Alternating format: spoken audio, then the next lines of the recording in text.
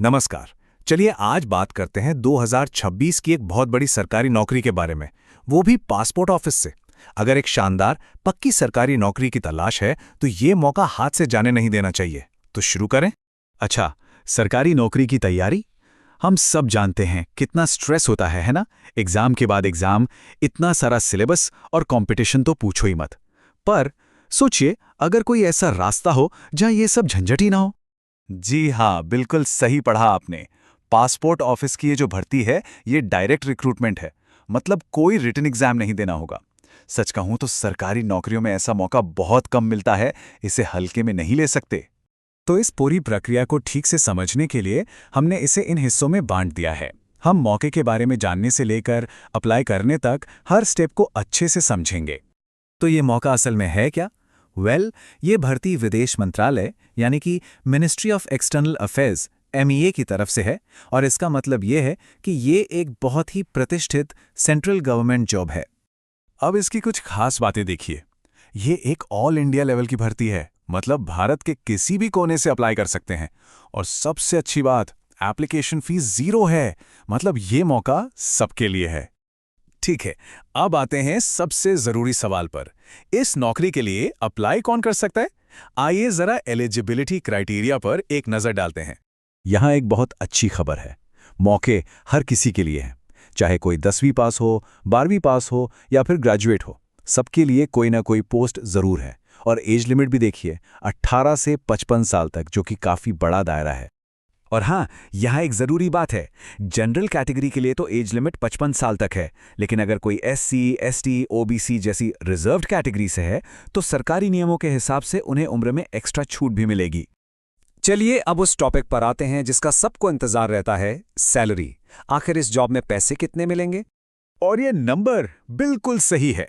जरा सोचिए, कुछ पोस्ट्स के लिए सैलरी 2,10,000 रुपए महीने की। ये सिर्फ एक स्टेबल सरकारी नौकरी नहीं है, फाइनेंशियली भी ये एक जबरदस्त मौका है।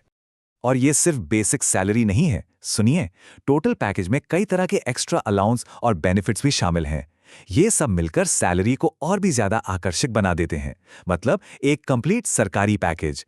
अब आते हैं इसके सबसे यूनिक पहलू पर, सिलेक्शन प्रोसेस। जैसा कि हमने शुरू में ही बताया था, यहाँ कोई रिटन एग्जाम नहीं है। तो फिर सिलेक्शन होगा कैसे? प्रोसेस एकदम सीधी और सिंपल है। सिलेक्शन सिर्फ एक पर्सनल इंटरव्यू और उसके बाद डॉक्यूमेंट वेरिफिकेशन पर आधारित होगा। कोई OMR शीट नहीं, कोई नेगेटिव मार्किंग नहीं, बस आप और इंटरव्यू लेने वाले। इसका सीधा मतलब ये है कि यहाँ रटने वाली पढ़ाई से ज्यादा आपकी पर्सनैलिटी और उस रोल के लिए आप कितने फिट हैं, ये देखा जाएगा। इंटरव्यू में आपका परफॉर्मेंस ही सब कुछ तय करेगा। चलिए, अब जब हमें इस मौके के बारे में सब पता चल गया है तो सबसे प्रैक्टिकल बात करते हैं। आखिर इसके लिए अप्लाई करना कैसे है?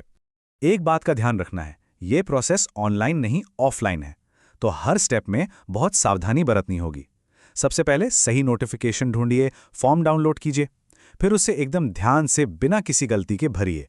जितने भी जरूरी डॉक्यूमेंट्स हैं उनकी फोटोकॉपी साथ में लगाइए, और फिर जो एड्रेस दिया है उस पर टाइम से भेज दीजिए।